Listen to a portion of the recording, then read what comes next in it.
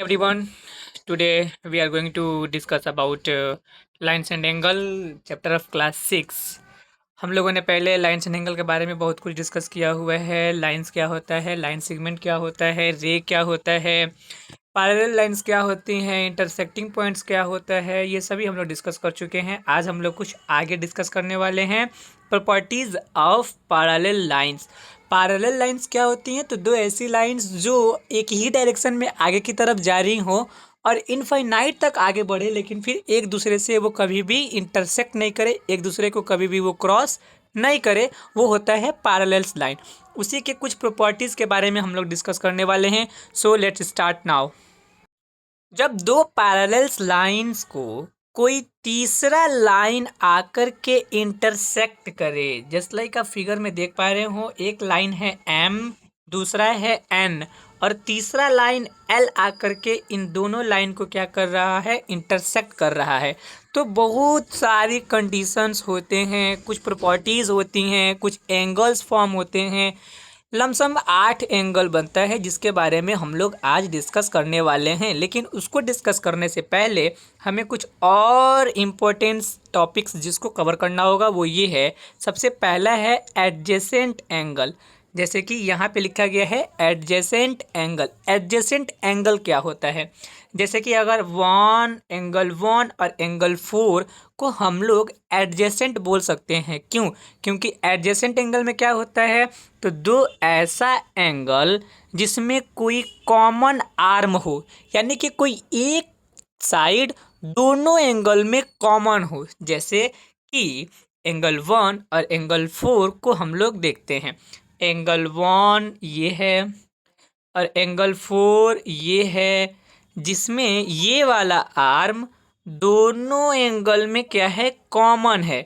तो एंगल 1 और एंगल 4 क्या हो जाएगा, एडजेसेंट एंगल। वैसे ही एंगल 1 और 2 भी हो सकता है। जैसे कि एंगल 1 एंगल 2 में आप देखेंगे कि इसमें एक आर्म कॉमन है। कौन सा? ये वाला आर्म। कैसे? फिर से मैं रिपीट कर देता हूँ। Angle 1 is this and angle 2 is this. इस दोनों में एक आर्म कॉमन है। कौन सा? ये वाला आर्म। तो दो ऐसा एंगल जिसमें कोई एक आर्म क्या हो, कॉमन हो, वो हो जाता है एडजेसेंट एंगल। क्लियर है? आई होप आपको समझ में आ गया होगा। एडजेसेंट एंगल्स मीन्स दो ऐसा एंगल जिसमें कोई एक आर्म क्या हो, कॉमन हो। कॉमन मीन्स जो दोनों एंगल में वो आर्म आ रहा हो, यानी कि उसके लिए वो कॉमन है। क्लियर है? चलिए, अगर मैं आपसे पूछूं क्या एंगल 5 एंगल 6 एडजेसेंट एंगल है, तो आप कैसे पहचानोगे? तो angle 5 is this, angle 6 is this, और इसमें एक आर्म कॉमन है। ये वाला आर्म दोनों में है, एंगल 6 में भी है और एंगल 5 में भी है। क्लियर? एडजेसेंट एंगल क्या होता है, समझ में आया? दो ऐसा एंगल जिसमें कोई एक आर्म क्या हो, कॉमन हो। Second one is linear pair. Linear pair के बारे में हम लोग डिस्कस करने वाले हैं। Just like you can see that linear pair क्या होता है, मैं आसान भाषा में समझा देता हूँ। जब किसी लाइन को, स्ट्रेट लाइन को, कोई तीसरा लाइन या दूसरा लाइन आकर के इंटरसेक्ट कर दे, तो ये लाइन दो पेयर में बढ़ जाता है। जस्ट लाइक मैं एक नया फिगर बनाता हूँ और फिर मैं आपको समझाता हूँ यहाँ पे। चलिए, जब किसी स्ट्रेट लाइन को कोई दूसरी लाइन आकर के इंटरसेक्ट करे, तो ये लाइन दो पेयर में बट जाता है। Just like you can see that, one pair इधर, दूसरा पेयर इधर। इसे ही बोलते हैं लीनियर पेयर। और जब हम एंगल इस 1 को और एंगल 2 को ऐड करेंगे तो वो 180 डिग्री आएगा। क्यों? क्योंकि ये स्ट्रेट लाइन कितना डिग्री का होता है, 180 डिग्री का, जो हम लोग पहले डिस्कस कर चुके हैं। क्लियर? तो लीनियर पेयर कब बनता है? तो जब किसी स्ट्रेट लाइन को कोई दूसरी स्ट्रेट लाइन आकर के कट कर दे, तो वहाँ दो एंगल बनता है। ठीक, एक पार्ट इधर, दूसरा पार्ट इधर, ये हो जाता है लीनियर पेयर। और इस एंगल 1 और एंगल 2 का सम होता है 180 डिग्री। क्लियर है? चलिए आगे बढ़ते हैं। Third one is vertically opposite angle. Vertically opposite angle वो क्या होता है, चलिए देखते हैं। वर्टिकली मतलब कि ठीक उसके अपोजिट का एंगल होगा। जैसे एंगल 1 के अपोजिट में कौन सा है, एंगल 3। तो एंगल 1 और एंगल 3 वर्टिकली अपोजिट एंगल हुए। वैसे ही एंगल 2 के अपोजिट और वर्टिकल में कौन सा है, एंगल 4। तो एंगल 2 और एंगल 4 हो जाएगा वर्टिकली अपोजिट एंगल। ठीक वैसे ही नीचे भी होगा, जस्ट लाइक एंगल 5 और एंगल 7 ये दोनों अपोजिट में है, तो एंगल 5 और एंगल 7 आपस में वर्टिकली अपोजिट एंगल होंगे। वैसे ही एंगल 6 का भी हो जाएगा। एंगल 6 किसके साथ, एंगल 8 के साथ अपोजिट वर्टिकली एंगल होगा। क्लियर है? तो तीनों आपको समझ में आ गया होगा। एडजेसेंट एंगल मीन्स जिसमें कोई एक आर्म कॉमन हो, दो ऐसा एंगल जिसमें कोई एक आर्म कॉमन हो। लीनियर पेयर कब बनता है, जब किसी स्ट्रेट लाइन को कोई दूसरा स्ट्रेट लाइन आकर के इंटरसेक्ट करता है तो लाइन दो हिस्सों में बट जाता है, उसे ही लीनियर पेयर कहते हैं। और लीनियर पेयर को सम करने पे कितना आता है, 180 डिग्री। क्लियर है? 180 डिग्री। कितना, 180 degree. Vertically opposite angle means जो बिल्कुल अपोजिट और वर्टिकल में हो, जैसे कि 1 3 के बराबर, 2 4 के बराबर। क्लियर है? आगे बढ़ते हैं, चलिए। इंटरसेक्टिंग लाइंस जो मैं पहले से भी डिस्कस कर चुका हूं। इंटरसेक्टिंग लाइन मीन्स जब लाइंस एक दूसरे को क्या करे, क्रॉस करे, किसी एक पॉइंट पे मिले, वो कहलाता है इंटरसेक्टिंग लाइन। जैसे लाइक आप यहाँ पे देख सकते हैं, when two lines intersect 4 angle are formed. और जब ऐसा कंडीशन होता है कि जब लाइंस एक दूसरे को इंटरसेक्ट करता है तो टोटल 4 एंगल बनता है। नीचे भी जब किसी लाइन को कोई दूसरी लाइन क्रॉस करे, इंटरसेक्ट करे, तो 4 एंगल बनता है। क्लियर है? क्लियर है? चलिए। और फिर कुछ कंडीशंस हो जाता है। क्या? सबसे पहला कंडीशन हो जाता है कि अपोजिट वर्टिकल्स बराबर हो जाते हैं। जैसे कि 1 3 के बराबर, 2 4 के बराबर, 5 7 के बराबर, 6 8 के बराबर। अपोजिट वर्टिकली एंगल जो होंगे वो क्या हो जाएंगे, इक्वल हो जाएंगे। Adjacent angles form a linear pair. और जहाँ जहाँ एडजेसेंट एंगल है वहाँ वहाँ लीनियर पेयर बनेगा। जस्ट लाइक एंगल 1 और एंगल 2, यहाँ भी लीनियर पेयर। जस्ट लाइक नीचे भी आप बन सकता है, जैसे कहाँ पे, यहाँ पे एंगल 4 और एंगल 3, यहाँ पे भी लीनियर पेयर बन सकता है। क्लियर है? तो सबसे ज़रूरी बात मैं नोट कर देता हूँ फिर से कि जब कोई लाइन को कोई दूसरा लाइन क्रॉस करे तो टोटल 4 एंगल बनता है। जब किसी लाइन को कोई दूसरा लाइन क्रॉस करे तो 4 एंगल बनता है। क्लियर? और जब क्रॉस करे तो कुछ कंडीशन हो जाता है कि अपोजिट वर्टिकली एंगल जो होते हैं वो क्या हो जाते हैं, बराबर हो जाते हैं। वर्टिकली अपोजिट एंगल क्या हो जाते हैं, बराबर हो जाते हैं। क्लियर? आगे बढ़ते हैं, चलिए। वर्टिकली अपोजिट एंगल बराबर होते हैं, ये तो आप समझ गए। कुछ और भी एंगल्स बनते हैं, जस्ट लाइक पहला है alternate interior angle. Alternate interior angle जो लेटर जेड की तरह काम करता है, यानी कि हम लोग इसमें जेड बनाएंगे। Just like you can see that I am forming a Z letter. और जेड बनाने के समय जो जो एंगल आएगा वो दोनों एंगल क्या होगा, बराबर होगा। जस्ट लाइक मैं फिगर को थोड़ा सा जूम कर देता हूँ। जब आप क्या बनाना है, जेड बनाना है, कब, अल्टरनेट इंटीरियर एंगल के लिए।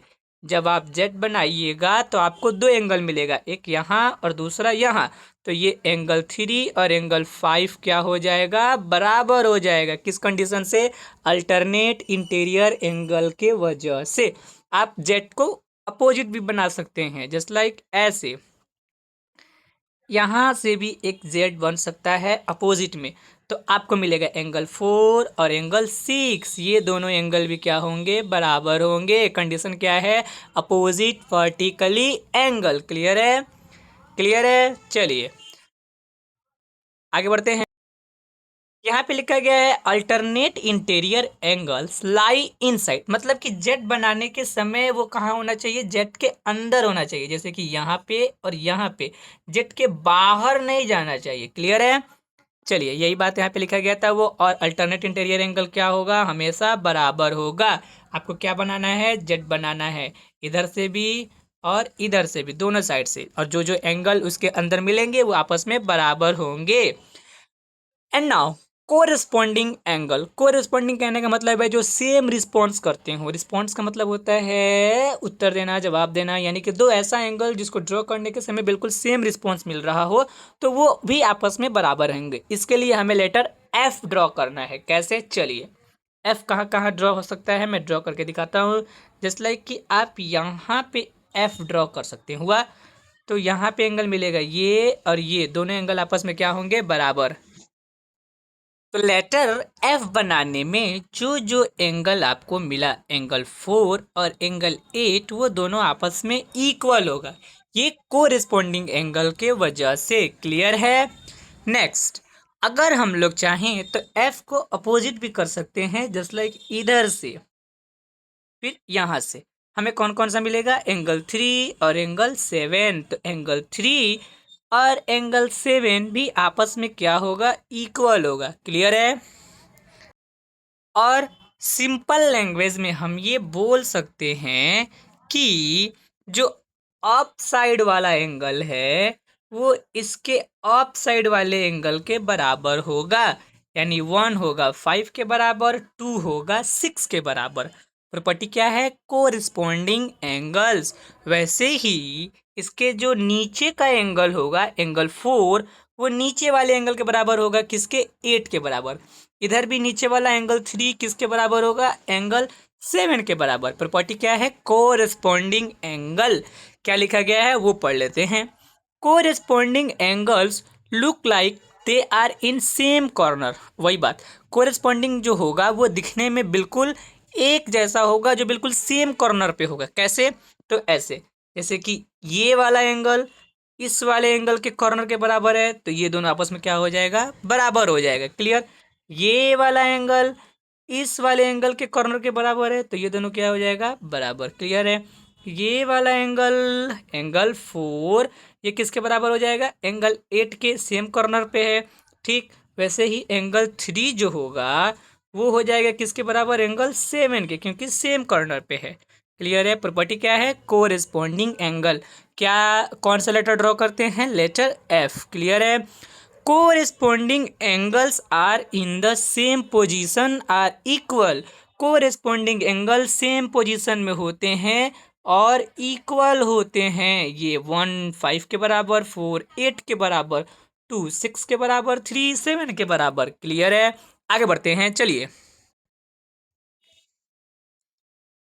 अब हम लोग डिस्कस करते हैं कि कौन सा एंगल किसके बराबर है और किस प्रॉपर्टी के बराबर है। एंगल 1 एंगल 3 के बराबर है, किस प्रॉपर्टी से, वर्टिकली अपोजिट एंगल से। Very good. Next, angle 2 angle 4 के बराबर है, किस प्रॉपर्टी से, vertically opposite angle. Very good. Next, angle 5 7 के बराबर, vertically opposite angle.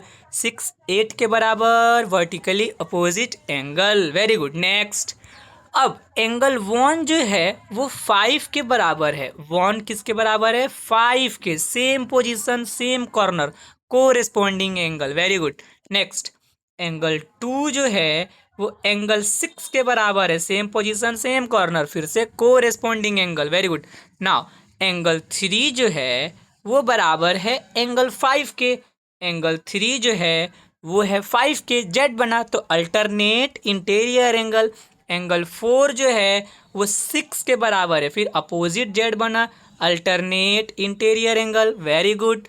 Now angle 1 2 3 4 5 6 7 8 कैसे आपस में बराबर होंगे, समझ में आ गया होगा। आगे बढ़ते हैं। चलिए, कुछ ना एंगल्स के टाइप्स होते हैं। टाइप्स मतलब कि फिगर के अकॉर्डिंग, जस्ट लाइक, ठीक है।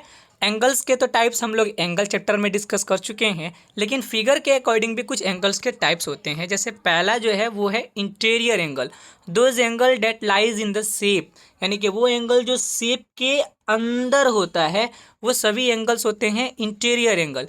दूसरा है exterior angle, those angle date lies out of shape, जो शेप के बाहर वाला एंगल होता है वो होता है एक्सटीरियर एंगल। क्लियर है। चलिए, इंटीरियर एंगल जो शेप के अंदर होगा, जस्ट लाइक 1 2 3। एक्सटीरियर एंगल कहाँ होगा, तो शेप के बाहर होगा। Very good. नेक्स्ट, आगे बढ़ते हैं। कुछ सबसे इंपॉर्टेंट बात, चलिए, लिखा गया है sum of two opposite interior angle is equal to exterior angle, यानी कि इस एक्सटीरियर एंगल के अपोजिट में, यानी कि इसके सामने यहाँ नहीं, ये इसके सामने नहीं है, इसके साथ है, अपोजिट में होना चाहिए। क्लियर है मैं क्या कहना चाहता हूँ? फिर से दोहरा देता हूँ। एक्सटीरियर एंगल के अपोजिट का जो दो इंटीरियर एंगल है, जब उन दोनों को जोड़ेंगे, यानी एंगल 1 को और एंगल 2 को, तो वो किस एंगल के बराबर आएगा? एक्सटीरियर एंगल, एंगल 4 के बराबर आएगा। क्लियर है? मैं फिर से रिपीट कर देता हूँ। जो हमारा ये एक्सटीरियर एंगल है, ये किसके बराबर होगा? तो इसके अपोजिट में जो दो इंटीरियर एंगल है ना, उन दोनों को जोड़ने पे जो आएगा उसके बराबर होगा। मैंने यहाँ पे लिख के रखा हुआ है कि एंगल 1 और 2, यही ना इसके अपोजिट में है, एंगल 1 2, जब इन दोनों को जोड़ेंगे तो फिर वो किसके बराबर आएगा? एंगल 4 के बराबर, जो कि एक्सटीरियर एंगल है। वेरी गुड, समझ में आया मैं क्या कहना चाहता हूँ? चलिए आगे बढ़ते हैं। फिर दूसरा भी प्रॉपर्टी जो है हम लोगों को डिस्कस करना है, कर लेते हैं। चलिए, angle sum of property of triangle, यानी कि जब किसी ट्रेंगल के सभी इंटीरियर एंगल्स को ऐड करेंगे। एक्सटीरियर से कोई मतलब नहीं है फिलहाल, हम जिस प्रॉपर्टी को पढ़ रहे हैं वो किससे रिलेटेड है? तो इंटीरियर एंगल से रिलेटेड है।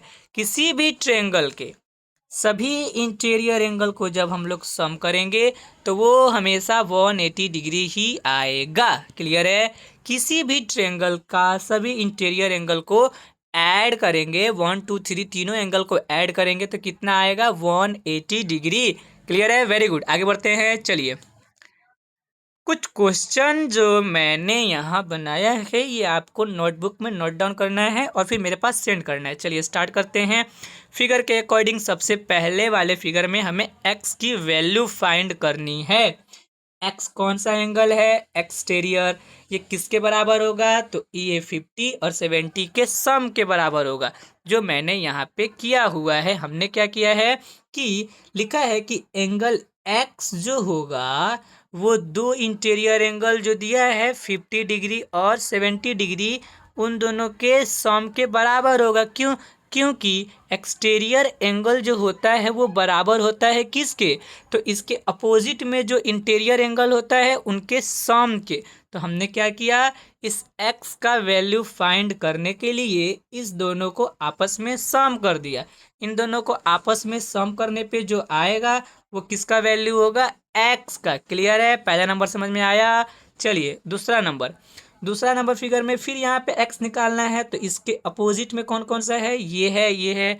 तो हम क्या करेंगे, लिखेंगे कि एंगल x बराबर 65 degree plus 45 degree 110 degree. Condition क्या है? रीजन क्या है? तो एक्सटीरियर एंगल जो होता है वो बराबर होता है किसके? इसके अपोजिट में जो इंटीरियर एंगल है ना दोनों, उन दोनों के सम के बराबर है। क्लियर है? वैसे करके मैंने सभी का सोल्यूशन यहाँ पे लिख दिया है। आप चाहें तो स्क्रीनशॉट ले सकते हैं या फिर अपने आप से भी इसको सॉल्व कर सकते हैं। चलिए क्वेश्चन नंबर 3, एंगल x का वैल्यू फाइंड करना है। फिर से क्वेश्चन नंबर 3। चलिए अब सोल्यूशन हटा देते हैं। अगर आपको x की वैल्यू निकालना है तो क्या लिखोगे? Angle x is equal to 30 degree plus 40 degree means 70 degree. Condition क्या है? तो exterior angle is equal to sum of opposite interior angle. इन दोनों का अपोजिट इंटीरियर एंगल का सम के बराबर होगा क्या? x। क्लियर है? वैसे अगर इसमें x की वैल्यू फाइंड करनी है तो सेम कंडीशन, अगर आपको इसमें x निकालना है तो क्या कीजिएगा, 60 डिग्री प्लस ये 60 डिग्री, यानी x is equal to 120 degree. Reason क्या है? Exterior angle is equal to sum of its interior opposite angle. Clear है? तो अब मैं यहाँ पे इसको स्टॉप करता हूँ, बाकी सब आपको खुद से सॉल्व करना है। आगे बढ़ते हैं अगले क्वेश्चन में। अब यहाँ पे क्या किया गया है, तो एक्सटीरियर एंगल दे दिया गया है। क्लियर है? जैसे कि आप फिगर में देख पा रहे होंगे, एक्सटीरियर एंगल दे दिया गया है, इंटीरियर में से एक दिया गया है और एक आपको खुद फाइंड करना है। इसके पहले वाले प्रॉपर्टी को याद रखिएगा।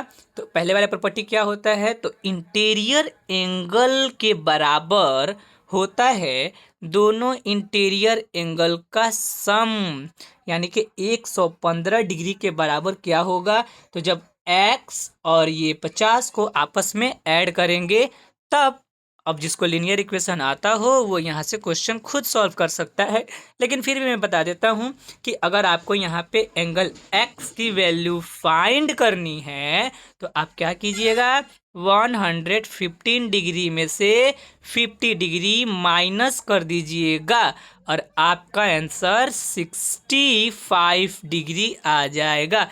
चलिए अब सॉल्यूशन में आपको समझा देते हैं कि एंगल एक्स और एंगल 50 डिग्री को जोड़ने पर किसके बराबर आएगा, 115 डिग्री के। यही तो होता है, प्रॉपर्टी भी यही कहता है कि एक्सटीरियर एंगल जो होता है वो किसके बराबर होता है, ये दोनों इंटीरियर एंगल के जोड़ने के बराबर। तो वही तो हमने लिखा है कि एंगल एक्स और एंगल 50 डिग्री को जोड़ने पर आना चाहिए कितना, 115 डिग्री। बाद में हम यहाँ पे क्या यूज किए हैं, लीनियर इक्वेशन। तो एंगल एक्स बराबर क्या हो जाएगा, ये जो प्लस में 50 है वो उधर जा कर के माइनस में 50 बन जाएगा और माइनस करने पे आपका आंसर आ जाएगा 65। आई होप आप लोगों को समझ में आ रहा होगा। तो मैंने क्या बोला कि अगर एक्सटीरियर एंगल ऑलरेडी दिया हुआ है तो आप उस एक्सटीरियर एंगल में से माइनस कर दीजिएगा जो एक इंटीरियर एंगल दिया रहेगा वो। क्लियर है। चलिए वैसे ही क्वेश्चन नंबर 2 में भी डिस्कस कर लेते हैं। यहाँ पे एक्सटीरियर एंगल कितना है, 100 डिग्री और इंटीरियर एंगल 70 डिग्री और एक्स दिया हुआ है। तो हमको अच्छे से मालूम है कि एंगल एक्स और ये 70 डिग्री जब आपस में ऐड होगा तो आएगा किसके बराबर, 100, एक्सटीरियर एंगल के बराबर। बाद में ये +70 जा कर के उधर बन जाएगा -70 डिग्री और हमारा आंसर हो जाएगा एंगल एक्स बराबर 70 डिग्री। क्लियर है। ऐसे करके आपको सभी क्वेश्चंस को सॉल्व करना है फिगर के साथ। क्लियर है। चलिए आगे बढ़ते हैं। अब बारी है उस प्रॉपर्टी को यूज करने का, बाई एंगल सम प्रॉपर्टी। चलिए इसमें आपको एक्सटीरियर इंटीरियर पे ध्यान नहीं देना है, इसमें आपको ट्रायंगल पे ध्यान देना है। जैसे लाइक क्वेश्चन नंबर 1 में आप देखिए तो इसमें 2 एंगल दिया हुआ है और उसी ट्रायंगल का तीसरा एंगल फाइंड करना है।